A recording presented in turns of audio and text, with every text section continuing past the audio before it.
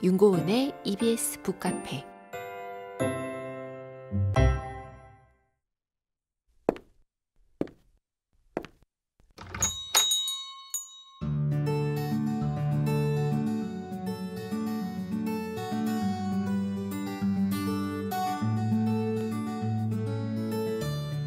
(1600년) 이탈리아에서 탄생한 오페라가 한국에서 싹을 틔우고 뿌리를 내리기 시작한 건 언제부터일까요?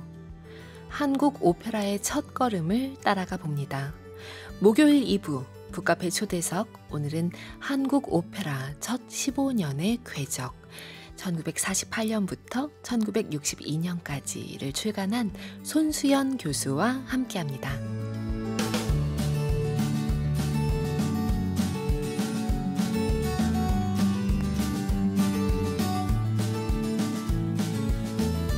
단국대학교 대학원 문화예술학과 교수로 음악평론가로도 활발히 활동하고 계신 손수연 교수님, 북카페에 오셨습니다.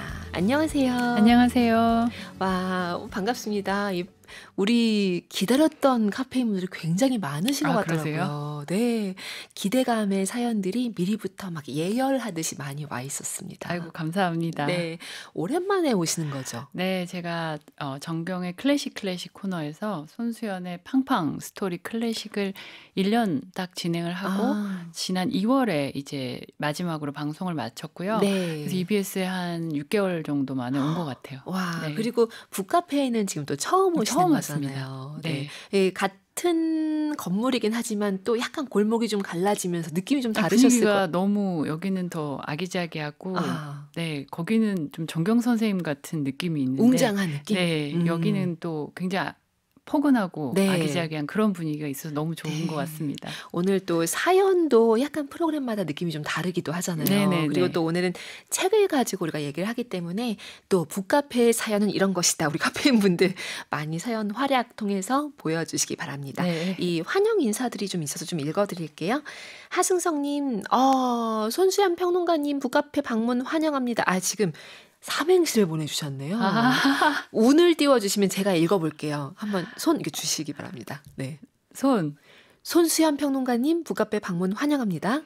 덕분에 수많은 연주자 만날 수 있었어요. 오늘은 어떤 이야기 들려주실지 기대합니다. 감사합니다. 저도 제 이름으로 삼행시 처음 해봤는데 아이고 이렇게까지 감사합니다. 오시자마자 북카페는 또 시를 이렇게 삼행시를 그러게요. 또 띄워주시네요.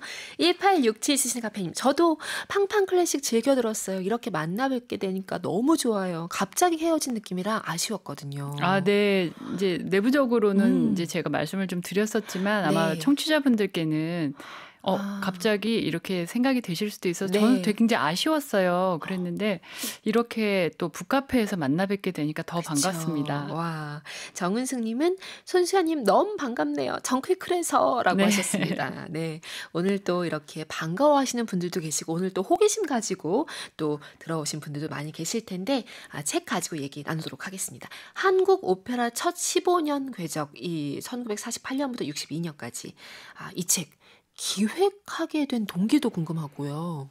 네, 제가 이제 워낙에 오페라 평론가로 한 10년 넘게 활동을 해오고 그리고 또 제가 학교에서 대학에서 교수로서 이제 연구자로서 집중하는 주제가 한국 오페라의 역사, 네. 또 아카이빙, 그리고 이제 한국의 창작 오페라에 대한 연구를 많이 하고 있어요. 그런 거에도 관심이 있었지만 이제 결정적으로 저희가 이제 움직일 수 있었던 계기는 2022년에 네. 한국 오페라 역사박물관 추진위원회가 이제 건립이 되고 발족을 했고 그때 이제 본격적으로 좀 움직이는 동인이 됐는데요. 그 원로 이제 우리 음악계에 정말 많은 업적을 세우셨던 원로 음악인들, 네. 특히 이제 대표로 박수길 전 한양대학교 명예교수께서 이제 주도를 하시고 또 성규동 이오테크닉스 회장께서 두 분이 공동 대표를 맡으셔서 한국 오페라 역사박물관이 생겼고요. 그거를 중심으로 이제 시작을 했고 2024년 작년 10월 10일에 이제 1주년이 되는데 네. 이 예술의 전당에서 이 책과 같은 제목으로 한국 오페라 첫 15년의 궤적이라는 제목으로 저희가 아카이빙 전시를 6개월 동안 개최를 했었습니다. 이 책은 결국은 그 전시의 기록을 하나의 네. 책으로 담아낸 그런 결과물이라고 할 수 있습니다. 엄청 많은 콜라보 상황들이 겹치는 것 같아요. 어찌 보면 이 한국 오페라의 기록을 또 전시로 담은 거고, 그쵸? 네네네. 또 전시에서 또 책이 나온 거고. 그렇습니다. 이렇게 저는 이 한국 오페라 역사 박물관 좀 낯설게 다가오기도 했었거든요. 이게 그러니까 생긴 지가 얼마 되지 않은 거죠? 네. 2022년에 이제 아까 음. 말씀드린 대로 처음 추진위원회가 발족을 했고요. 그니까요. 그리고 이제 2024년도에 저희가 전시를 했고 아. 그동안에는 사실 오늘까지는 이제 현재 실물이 없이 네. 온라인상으로만 존재를 했었는데요. 음. 이제 2025년 오는 10월 17일 날 과천에 한국 오페라 박물관 과천이 개관을 합니다. 곧이네요, 네, 진짜? 곧 합니다. 그래서 이제 또 그거 아마 향후 전시는 그쪽에서 계속 이어가게 될 예정이고요. 네. 저희가 이제 일단은 민간 주도로 그 오페라 역사박물관이나 오페라 박물관과 한국에 음. 관련된 것들을 하고 있지만 사실 이거는 뭐 민간이나 국공립 그런 구분 없이 한국의 이제 어떤 음악계에 종사하는 사람이라면 네. 누구나 이걸 해야 될 어떤 의무, 책무가 있다고 생각합니다. 그래서 네. 근데 마침 좀 많은 분들이 도와주셔서 음. 이걸 좀 하게 됐습니다. 와, 또 그 공간이 구심점 역할을 할 수도 있겠네요. 네, 물리적인 그렇습니다. 구심점. 네네네. 이 책이 너무 예뻐서 제가 아까 그 오프닝 오늘 북카페 문 열면서도 약간 빨간색 이 뭔가 문을 열고 들어가는 것 같은 느낌이 네네네네. 든다고 얘기 들었는데 책도 예쁜데 이 책 안에 보면 읽을 거리도 많지만 눈으로도 너무 뭐랄까요? 이 글씨체가 되게 예전 글씨들이잖아요. 네, 여기 나와 있는 그렇습니다. 포스터나 뭐 이 프로그램북에 나와 있는 글씨체도 되게 옛날 글씨체인데 이게 또 요즘 묘한 향수를 불러일으키면서 맞아요. 복고풍의 유행. 예. 네. 인기랑도 이게 딱 결합되면서 굉장히 힙한 골목길을 걸어가는 것 같은 네, 느낌까지 요즘 주더라고요. 뭔가 그런 뭐 그 익선동이라든지 막 네. 이런 빈티지한 곳들을 일부러도 찾아다니는데 맞아요. 이 자료는 다 60년, 70년이 된 자료들이다 보니까 거의 80년에 아. 가까운 자료들이 있다 보니까 그 자체로서 이제 빈티지로서의 완성품이 되지 않을까 음. 싶고 이 책을 빨간색으로 이제 저희가 한 이유는 보통 오페라 극장에 네. 이 막이 보통 빨간색 벨벳으로 많이 아. 되어 있잖아요. 그래서 이제 그런 어떤 막을 줄추시는 느낌으로 이제 책의 표지를 네. 열어 보시면 좋겠다라는 느낌으로 했고요. 이 책을 출판한 이제 에디트 마이데이라는 출판사가 처음 책이에요. 처음 만든 음. 책이고 네. 저희 한국 오페라 역사 박물관으로서도 처음 나오는 책이어서 아. 뭔가 이제 둘 다 굉장히 최선을 다했다. 의미가 있는 책이기 네. 때문에 그런 게 있고 이제 표지에 보시면 그 1950년에 발표된 현재명의 춘향전의 음. 포스터가 나와 있습니다. 네. 네, 굉장히 근데 이 당시의 포스터는 다 사실 손으로 그리는 거잖아요. 그쵸. 그래서 그러니까 뭔가 컴퓨터 작업이 하나도 없고 네. 정말 수채화 붓이나 막 이런 걸로 작가가 직접 손으로 그린 거여서 그러니까 저는 사실 이쪽 전문가가 아니라 잘 모르는데 디자인하는 분들이 오시더니 진짜 너무 좋은 디자인이고 훨씬 아. 가치가 있다면서 굉장히 그거에 대해서 또 높게 평가를 해 주시더라고요. 네. 그래서 처음 그러니까 한국의 첫 번째 한국어 오페라인 그 춘향전의 표지가 이번 책의 표지로 나왔습니다. 이거 너무 좋아요. 그래서 책을 자꾸 손으로 이렇게 만져보게 돼요, 아, 위에를. 네네네. 예, 이 질감이 좀 달라 가지고. 표지가 또 패브릭으로 되어 있어 가지고. 맞아요. 네네네. 손선정님, 와, 교수님 반갑습니다. 정클에서부터 팬이에요. 어릴 때부터 클래식 애호가 어머니 덕에 클래식 들어왔었는데 교수님 해석 곁들인 책 읽어보고 싶습니다. 아, 감사합니다. 오늘 우리 사연 보내주신 분들 추첨해서 항상 아시죠? 북카페 초대석, 북카페 에디션으로 만들어서 책 선물 드리는 거 많이 사연 보내주시기 바라고요.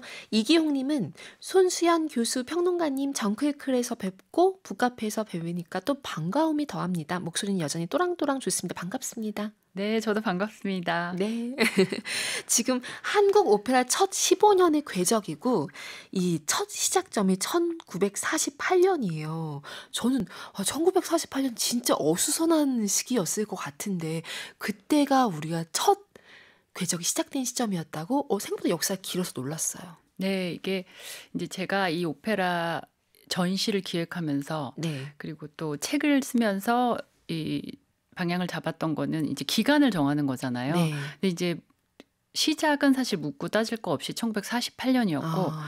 제가 그걸 한 약 15년으로 잡았던 것은 1962년에 국립오페라단이 출범하게 되기 때문에 네. 그 전까지의 기간을 이제 잡았던 건데요. 음.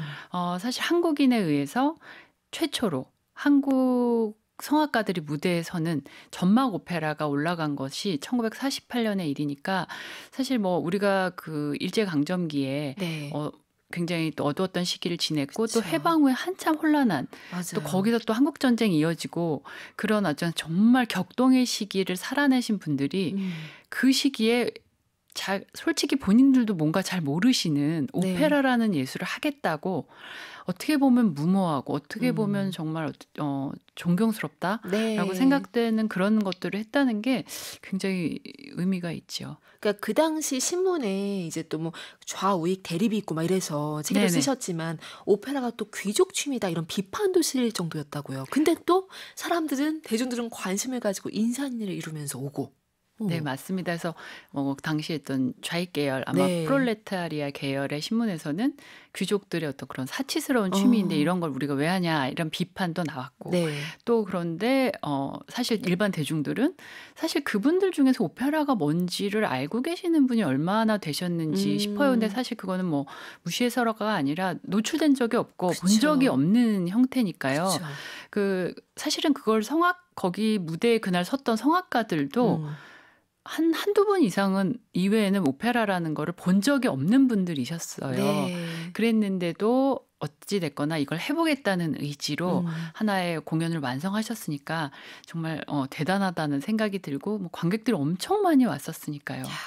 제가 오늘 그 부분 쓰신 부분을 일부를 우리 북카페 입구 문장 카펫으로 깔아드렸는데 이게 너무 재미났더라고요. 이 배우나 제작진 고생이 특히 그 배우분들 날계란을 왜 그렇게 많이 드셔가지고 네, 이제 배탈나고 막 첫 작품이 베르디의 오페라 라트라비아타 네. 춘이었는데 이제 거기 여주인공이 비올레타라는 네. 정말 아주 중요한 프리마돈나 역할이잖아요. 근데 두 명이 캐스팅이 됐었는데 한 분이 이제 너무 잘하고 싶은 나머지 소프라노 마그미 선생께서 네. 이제 날계란 귀했겠죠. 그걸 막 열심히 드시다가는 결국은 겨울에도 장염이 오신 나머지 이 10번의 공연 중에서 네. 거의 8번의 공연, 하루에 2번의 공연을 김자경 소프라노가 혼자 소화를 해내면서 강철 여인이다라는 별명을 얻으셨다고 해요. 지금으로는 다들 상상도 할 수 없는 일입니다.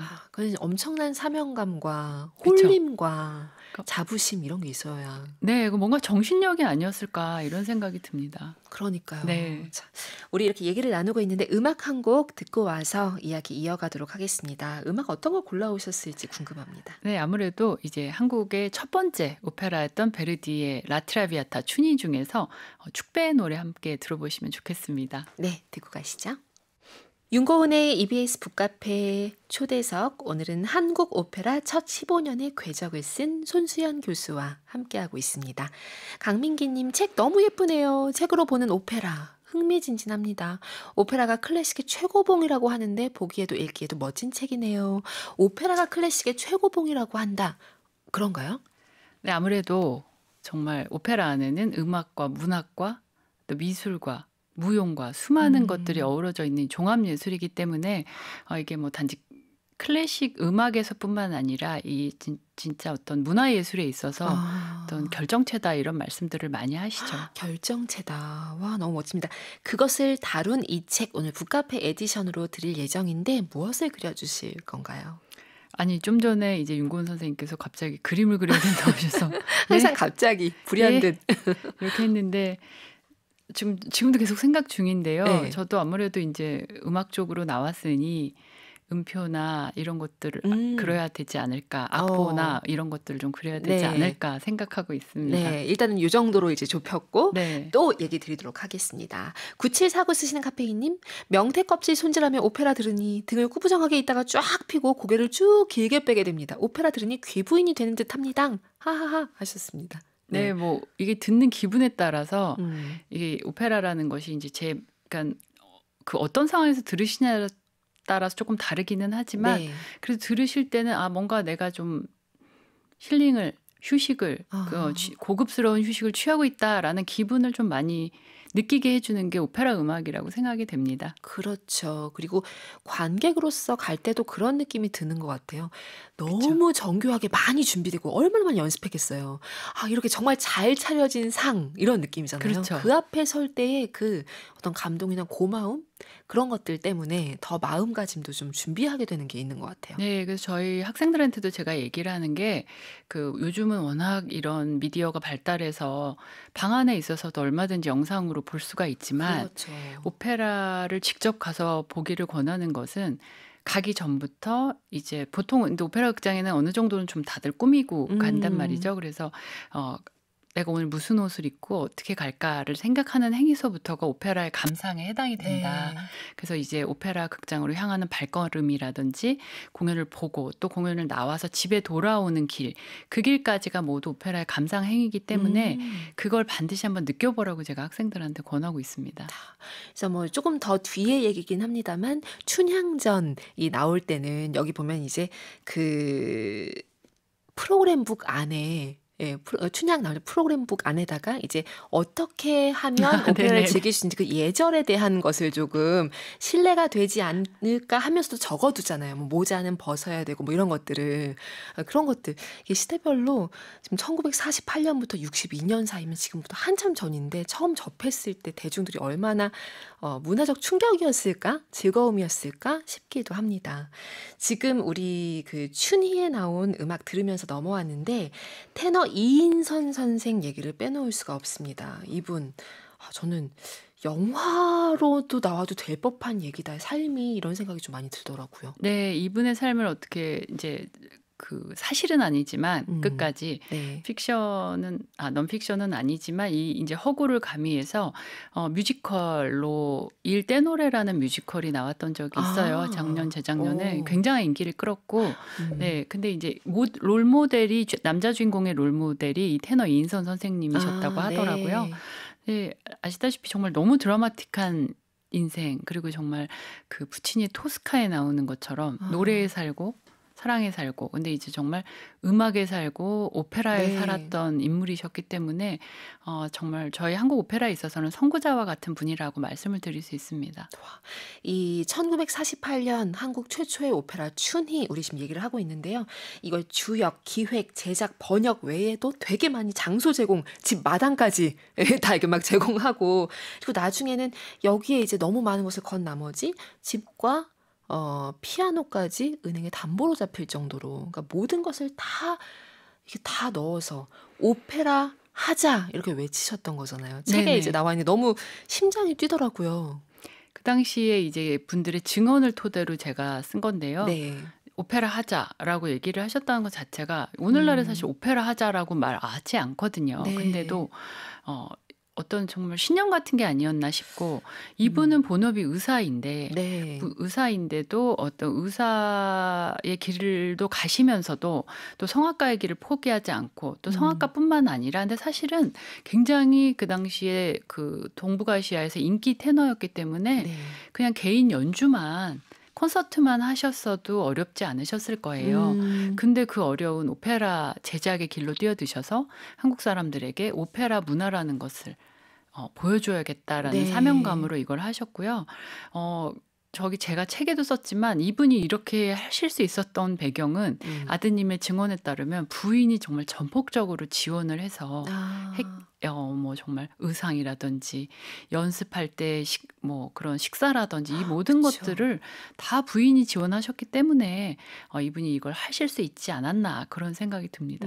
그래서 그들의 그 가족의 마지막 이야기도 좀 너무 슬프게 다가왔어요. 네네네. 예. 살짝만 얘기해 주시면. 제가 이제 아드님한테 그러니까 사실 이인선 선생님의 1950년 한국전쟁 이후의 행적이 제대로 나오지를 않았었어요. 네. 그래서 여러 가지 얘기가 많았었는데 막내 아드님이신 이여진 전 이화여대 작곡가 교수의 인터뷰를 제가 해 보니 음. 아버님은 이제 1950년 2월에 카르멘이라는 두 번째 오페라를 네. 본인 오페라 제작사로는 두 번째 오페라를 하시고서는 '아 이렇게 해서는 너무 경제적으로 힘드니까 음. 내가 미국에 가서 의사 활동을 하면서 돈을 벌어오고 와 가지고 다시 오페라를 하겠다는 꿈을 가지고 4월에 출국을 하십니다, 네. 미국으로. 근데 그때 가시면서 쌀 한 가마니를 사 주고 가셨대요. 네. 그게 "이거 먹고 있으면 내가 돌아올게."라고 아. 하시고 가신 건데, 아시다시피 6월에는 이제 한국 전쟁이 발발하고 그쵸. 가족들은 이제 부산으로 피난을 가고 막 집은 없어지고 막 이러니까 서로 연락이 거의 몇 년간 끊겼다가 다시 됐고, 이인 선생님은 언제든지 한국으로 돌아오고 싶어 하셨지만 결국은 이제 지병이 생기고, 그래서 네. 1960년에 채 환갑도 되기 전에 미국에서 사망을 하시게 됩니다. 돌아가시게 돼서 부인의 입장에서 생각하면 1950년 4월에 남편을 보낸 것이 마지막이었으니까 그쵸. 네, 굉장히 어떻게 보면 슬픈 이야기가 되겠죠. 그렇죠. 정말 불꽃처럼 이 오페라 하자에 온 생을 걸었던 사람이라는 생각이 좀 많이 들었고요. 이런 분들이 곳곳에 있더라고요. 한국 오페라의 궤적에. 네, 맞습니다. 맞아요. 그걸 잘 기록해둔 책입니다. 3292 쓰시는 카페이님. 늦은 출석인데 교수님이 나오시다니요. 한국 오페라 역사 이야기 기대됐는데 책이 너무 예뻐요. 하셨습니다. 책 이렇게 책으로 묶이고 나니까 전시도 했지만 책에 대한 반응들은 또 느낌이 좀 다를 것 같아요. 네, 그렇습니다. 이제 이게 한 번에 읽을 수 있고, 또 이걸 제일 반기는 분들은 이제 그 전국의 음악대학 성악과 교수님들, 음. 이런 학생들한테 이 부분을 그 지도를 하고 수업을 네. 할 때 마땅한 어떤 자료가 없어 가지고, 그쵸. 객관적인 자료가 없어서 막 입소문으로 여쭤보고 찾아보고 어. 했는데, 이렇게 하나로 정리된 것들, 사실 굉장히 '그랬을 것이다.' 아니면 '그랬었다.' 이런 게 잘못 알려졌거나 아니면은 이렇게 명확하지 않았던 것이 많았는데요. 네. 저희가 이번 기회에 음. 실물 자료를 통해서 인제 이걸 확인을 하면서 저도 다시 공부하고 바로잡은 게 굉장히 많고, 10월에 제가 전시를 예술의 전당에서 올렸잖아요. 네. 올리고 나서 책을 쓰는 과정에서 조사를 하니까 또 달라진 내용들이 어. 발굴이 되고 찾은 거예요. 네. 그래서 이제 그런 것들이 또 책에 추가가 됐습니다. 그래서 이 15년의 궤적이라는 전시, 그리고 책은 이미 나왔지만 아직 완성된 퍼즐이 아니기 때문에 아마 그걸 계속 찾아나가는 작업은 제가 지속할 것 같습니다. 너무 중요한 작업인 것 같습니다. 자, 지금 우리 카페인 분들 사연 계속 주고 계신데요. 하하영님, 오페라 박물관 홈 기대돼요. 반가운 소식 전해주셔서 감사해요. 정클글은 녹음 방송인데 북카페에서 만나 뵙네요. 오페라 배우 같으셔요, 정말로. 에디션 북도 탐나지만 못 받아도 읽어볼게요. 하셨습니다. 감사합니다. 그럼 또 이제 생방으로 이렇게 소통하는 경험은 또 우리 북카페에서 네, 그 지금 많지 않았습니다. 네네네. 그러네요. 오늘 이 기회를 놓치지 말고 많은 카페인 분들 사연 주시기 바라고요. 지금 북카페 에디션 추천도 많이 오고 있습니다. 지금 강민기님, 단순하게 지휘봉 혹은 높은 음자리표 추천이요 라고 하셨는데요. 좋습니다. 네, 이제 얘기 드리면 높은 음자리표 은근히 많다는 거. 우리 하트도, 네, 하늘곰님의 에디션 마지막으로 하트와 높은 음자리표가 굉장히 많은 사랑을 받아서 조금 다른 거, 지휘봉도 괜찮을 것 같고 더 찾아보실 예정입니다. 음악을 또 듣고 와서 이야기 계속 이어갈게요. 이번엔 어떤 음악 들어볼까요? 이번에는 아까 이제 첫 48년도에 그 혼란하던 시기에 라트라비아타라는 오페라를 했고요. 네. 그 사이에 49년도에 구노의 프랑스 오페라 파우스트가 전부는 아니고 이제 부분으로 공연이 됐습니다. 네. 이제 저희가 아직 그 프로그램북을 못 찾아서 그거는 저한테는 숙제이긴 합니다. 근데 하고, 그리고 50년 2월에 다시 이 이인선 선생께서 이 비제 오페라 카르멘을 한국에서 공연을 하고 전막 공연을 하게 되거든요. 네. 그 카르멘 오페라의 서곡을 한번 들어보시면 좋겠습니다. 네, 듣고 가시죠. 윤고은의 EBS 북카페 초대석, 오늘 한국 오페라 첫 15년의 궤적, 1948년부터 1962년까지 이 책을 품고 오신 손수연 교수와 이야기 나누고 있습니다.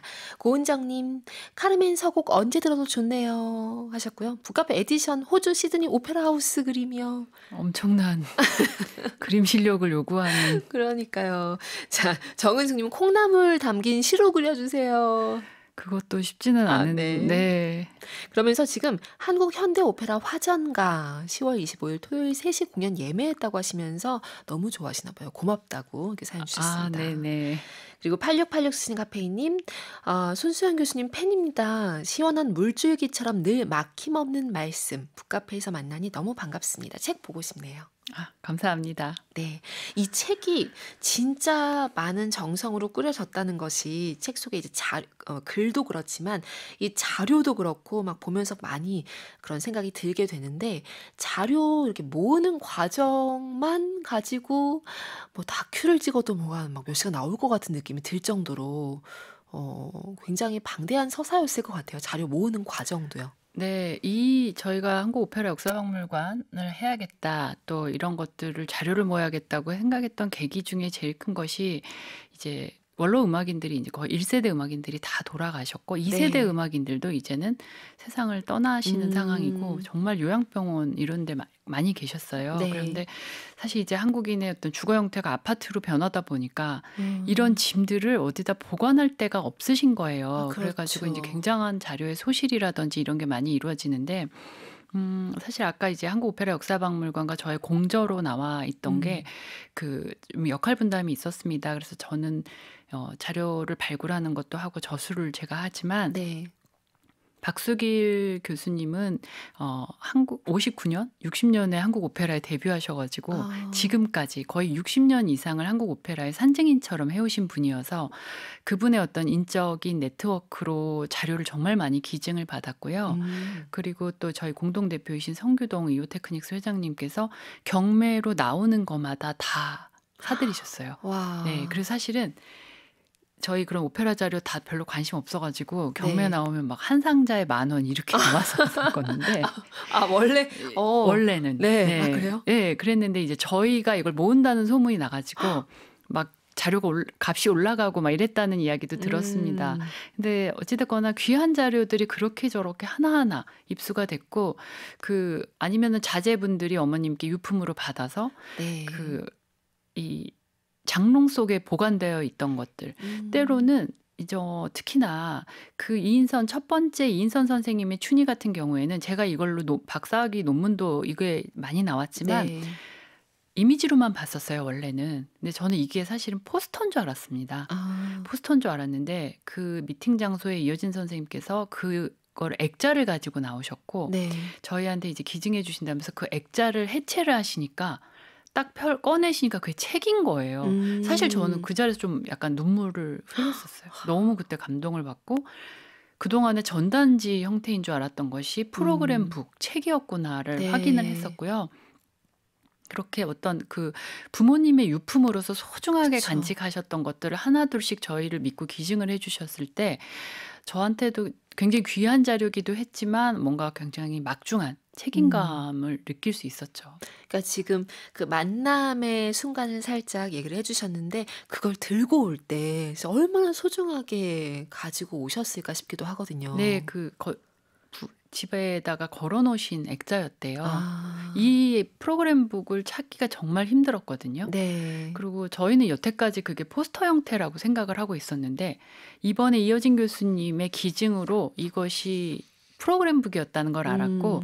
그 안에 써 있는 그 수많은 말들 또 다 한자로 써 있어 가지고 아. 그걸 또 인제 다 저희들이 네. 찾아서 쓰고 하는데 그 말들의 매력이 굉장히 많았고, 아까 말씀해 주신 대로 오페라 관람 예절이 나오는데 한자로 써 있는데 그게 또 등사지로 민 프린트물이니까 네. 글자 확인이 안 돼서 정말 고생했는데 결국은 그거였어요. 탈모. 어. 탈모하고 뭐 해라. 근데 탈모? 탈모? 왠지 그래도 보니까 모자는 벗고 뭐는 어떻게 하고 막 그쵸. 이런 것들이 예절이 있어서 그쵸. 굉장히 이제 재밌었다는 생각이 듭니다. 맞아요. 여기 수록해 주신 거 보는데도 재밌더라고요. '아 지금과 크게 다르지 않네.' 뭐 할 때는 박수를 치고 이렇게 또 환호를 하면 또 그냥 들어가지 않고 또 무대를 이어갈 수도 있다. 네, 이런 맞습니다. 거에 대한 얘기도 있고 재밌습니다. 이게 1948년이 한국 최초의 오페라가 올라간 그 시기였다면 1950년, 사실 2년 후에요. 2년 되게 짧은 시간인데 2년 후에 한국 첫 창작 오페라가 이제 대중과 만나게 된 거죠. 네. 이제 오페라에 있어서 창작 오페라라는 말이 붙는 거는 사실은 조금 어폐는 있어요. 음. 모든 오페라는 다 창작이니까. 하지만 그쵸. 우리 이 음악 분야에서 창작 오페라라고 얘기하면은 한국인이 한국어로 또는 뭐 한국의 음. 작곡가가 네. 쓴 그러한 오페라, 그러니까 동시대의 한국 오페라를 우리가 이제 창작 오페라로 부르기로 네. 한다라고 약속을 한 것 같은데요. 어 정말 말씀하신 대로 48년에 오페라라는 예술이 한국에 소개됐는데 불과 2년 만에 한국어로 된 오페라가 슝안이 등장을 했으니까. 그러니까요. 근데 또 그 당시 신문 기록을 찾아보면 막 창작 오페라를 고대한다는 말이 너무 많이 나오는 거예요. 그래서 뭐 언제 봤다고 이렇게 고대를 하시나 이런 생각을 제가 할 정도인데 사실 현재명 선생은 우리 음악사에 있어서는 굉장히 어떤 빛과 그림자가 있는 네. 그런 어떤 문제적 인물이시긴 하지만 한국의 첫 번째 이제 오페라를 한국에서 발표했다는 점에서는 이견이 없고요. 그 소재가 또 한국인에게 가장 잘 알려진 민담인 춘향전 그리고 또 판소리로도 공연이 되었었던 네. 작품이기 때문에 그런 점에서도 더 의미가 있다고 생각이 합니다. 왜 춘향전이 선택되었을까에 대한 것도 여기 적어두셨잖아요. 네네. 굉장히 보편적인 것을 또 건드리면서도 여러 가지 의미가 있더라고요. 그러니까 이거를 왜 했을까? 또 그러니까 사실은 이 춘향전이 그 당대 관객들에게 굉장히 뭐랄까 익숙한 스토리이기 때문에 네. 그래서 그 뒤에 제가 여러 선생님들께도 여쭤봤어요. 왜 이렇게 전통 민담만 했어요? 너무 촌스러운 오페라가 자꾸 나오고 네. 어떤 그게 한국 오페라에 전형적으로 굳어지지 않았을까요?를 여쭤보니 오페라도 낯설어 죽겠는데 이야기까지 생소하면 정말 관객들한테는 이해하기 어려운 게 되기 때문에 그런 스토리나 그 틀은 한국인들이 잘 가장 이해할 수 있는 이해하기 쉬운 그런 이야기들로 가고 이제 그 형태만을 서양 음악에 이제 오페라라는 양식을 넣은 게 아닌가라는 그런 저희 선배 원로 음악 평론가 선생님들의 말씀이 계셨었거든요.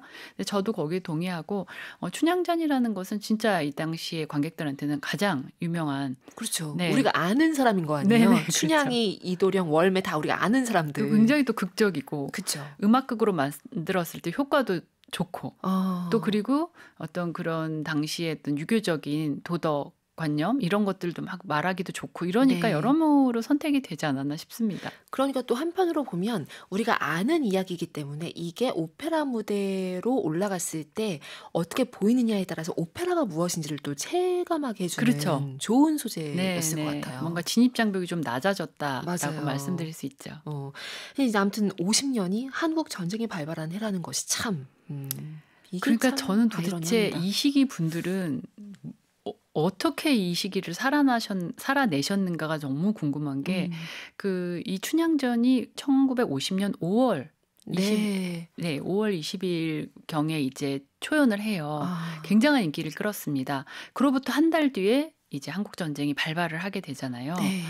그러니까 이제 사실 오페라라는 걸 한다는 것 자체가 이제는 더 이상 의미가 없어졌을 텐데 너무나 놀라운 것은 51년도 7월에 당시 피난지였던 대구와 부산에서 이 춘향전 공연을 다시 한다는 거죠. 너무 뭉클했어요. 네. 정말 어떤 생존의 기로에 놓여 있던 사람들인데 어떻게 정말 이 오페라를 한다고 해서 뭐가 달라질까 싶은 그런 상황인데 그때 오페라를 다시 그 피난지에서 공연을 하겠다고 결심한 사람들의 마음은 어떤 것일까는 사실 저한테는 아직까지도 연구 대상이라고 생각합니다. 그러니까 그것을 계속 궁금해하고 그 마음이 무엇이었을까를 알고 싶어하고 거기 닿으려고 하는 그거 자체가 교수님도 그렇지만 이 한국 오페라를 사랑하는 사람들에게는 계속 안고 가고 싶은 또 수수께끼일 수도 있을 것 같아요. 네. 그리고 전쟁이 끝나고도 정말 여기 인터뷰에도 나오지만 하루에 2끼를 먹으면 운이 좋았다고 얘기를 하세요. 원로 교수이신 박성원 테너 전 연세대학교 명예교수께서는 하루 2끼 먹으면 운이 좋았어 얘기를 하시는데 너무 아무렇지도 않게 그 얘기를 하시고 그러면서 오페라를 하셨다는 것은 그렇게 어려웠던 시기에 이분들에게 오페라가 무엇일까가 저는 너무 궁금해서 그래서 이런 작업을 제가 시작했다고 말씀을 드리고 싶고 그거는 아직까지도 제가 연구 주제로 찾는 왜 하셨어요? 왜를 계속 제가 지금 묻고 돌아다니는 상황입니다.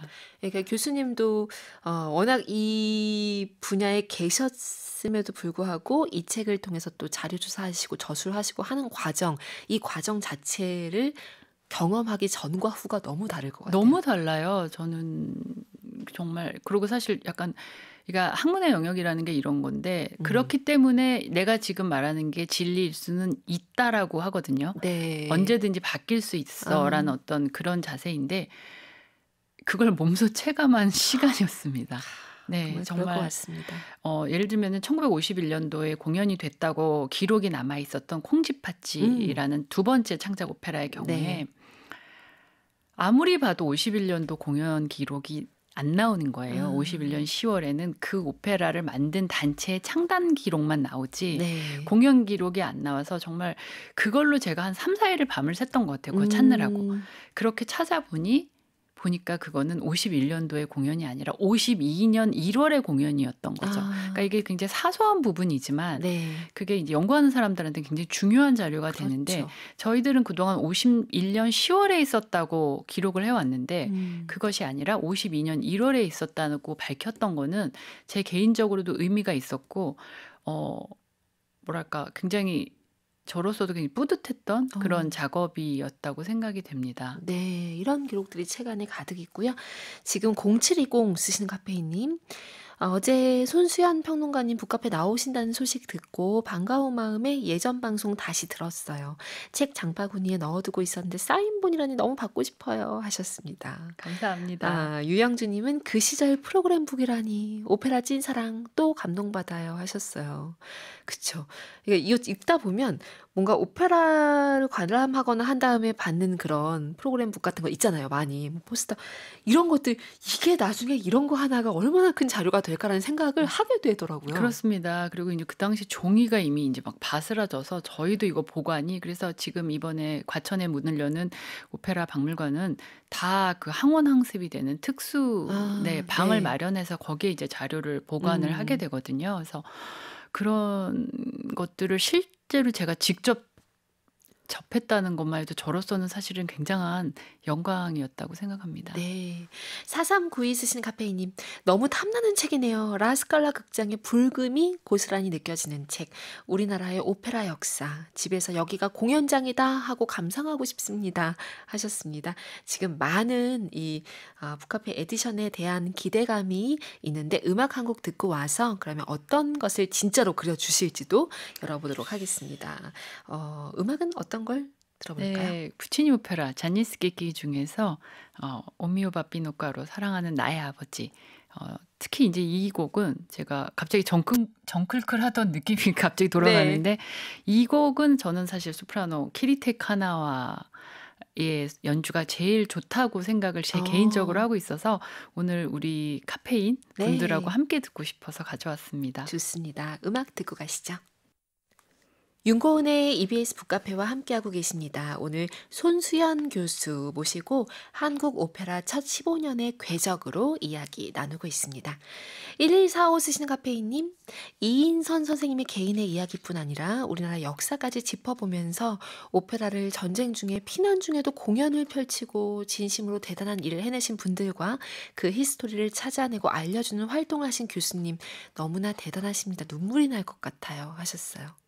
진짜 이 눈물이 날 것 같은 순간을 책 작업하시는 동안 많이 느끼셨겠죠?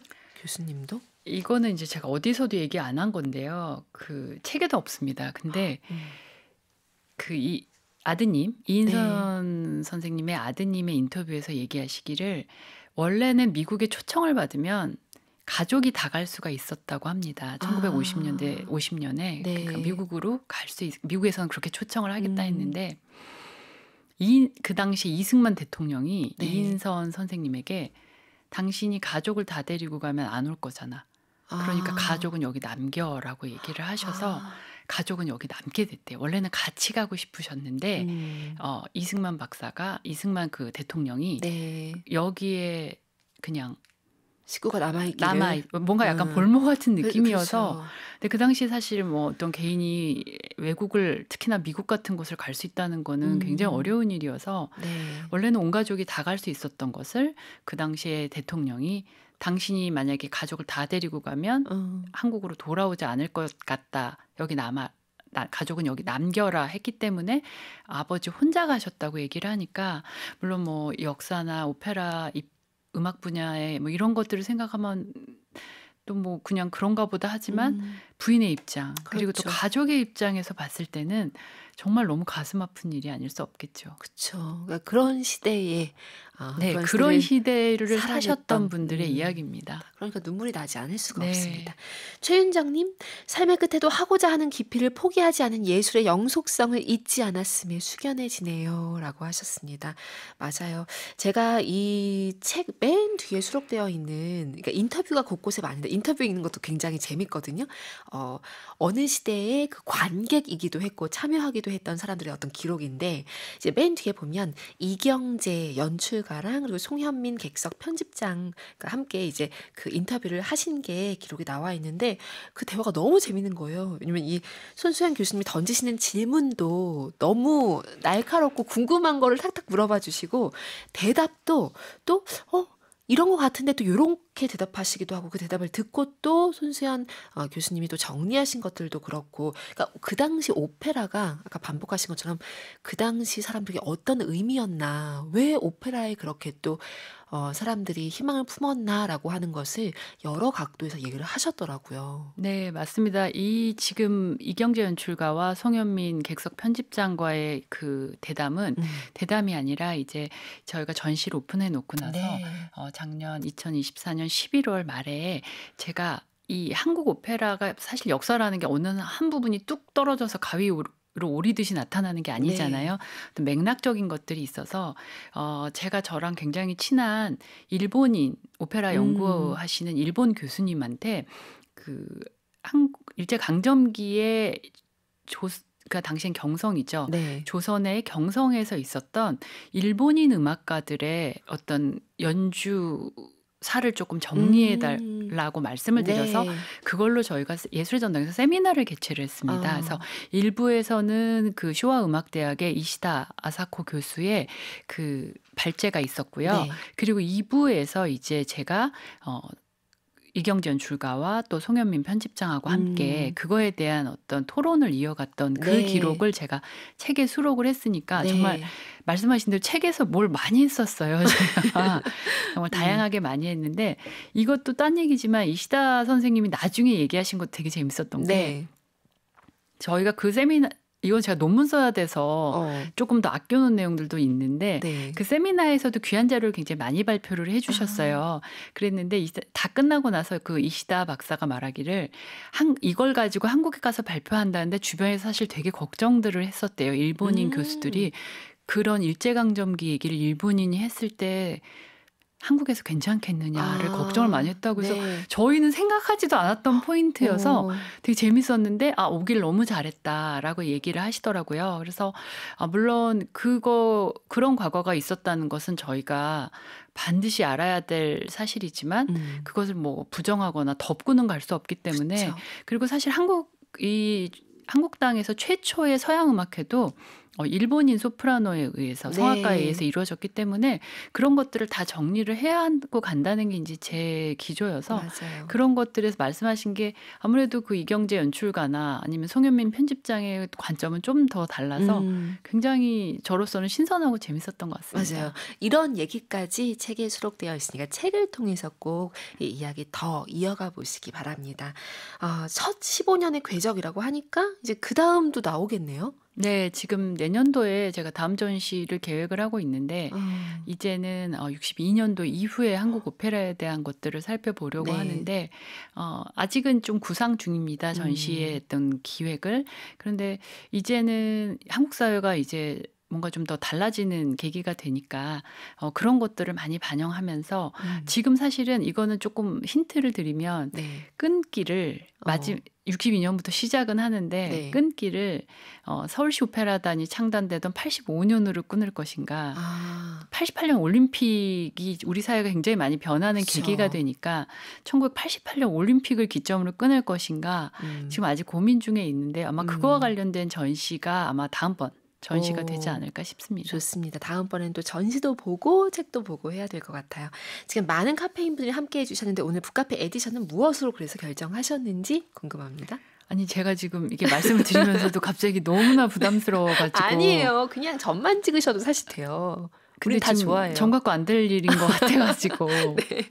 네, 그래서 그냥 저는 뭐 갑자기 그림 생각을 안 하고 왔는데 생각한 거는 제가 이제 오선지에다가 음표 솔도를 찍으면 어떨까 이렇게 생각합니다. 그래서 솔도 아래로 내려오는 게 아니라 위로 올라가는 건 도라는 건 이제 종지가 되긴 하는데요. 이 종지가 안전이 끝나는 아래도로 내려오는 그런 완전히 맞히는 게 아니라 솔도 해서 뭔가 더 이제 일단은 일단락이 됐고 그 다음 챕터가 이제 열리기 시작했다라는 의미에서 좋은데요? 네. 그 위에 하나 높은 도로 해가지고 솔도로 그려보면 어떨까. 지금 굉장히 다급하게 칠해내셨는데 완전 다급했어요. 근데 굉장히 의미가 좋은데요. 제가 원래 이렇게 좀 임기응변을 잘하는 편이어서. 그래서 저희도 생방 중에 갑자기 부탁을 드리고 있습니다. 근데 탄생했습니다. 그래서 솔도 에디션 오늘 이렇게 탄생했고요. 책 받으실 분들 3분 발표할게요. 0720 쓰시는 카페인님, 3292 쓰시는 카페인 손선정님 3분이고요. 북카페 홈페이지 오셔서 제가 여러 번 오늘 강조하는데 선물방에서 명단 확인하시고 꼭 책 받으실 주소 연락처 댓글로 남겨주시기 바랍니다. 오늘 이렇게 북카페와 함께 한 시간 마무리해야 하는데 어떠셨어요? 시간 벌써 다 갔는데요. 시간이 너무 빨리 가가지고 제가 좀 다음에 한번 언제 책을 하나 또 내가지고 또 나오고 싶다라는 생각이 들 정도로 하여튼 저한테도 굉장히 또 저를 반겨주시는 우리 EBS 청취자분들이 많으셔서 저로서도 굉장히 감사하고 또 아주 즐거운 시간이었습니다. 네, 다음번에 또 그 다음 시간, 그 다음 책으로 또 만나기를 기대하고 있겠습니다. 오늘 끝곡으로는 냉정과 열정 사이 OST에서 요시마타류의 냉정과 열정 사이 준비했습니다. 이 곡 들으면서 마무리할게요. 오늘 나와주셔서 감사합니다. 감사합니다. 카페인님들 오늘도 고운 하루 만드세요.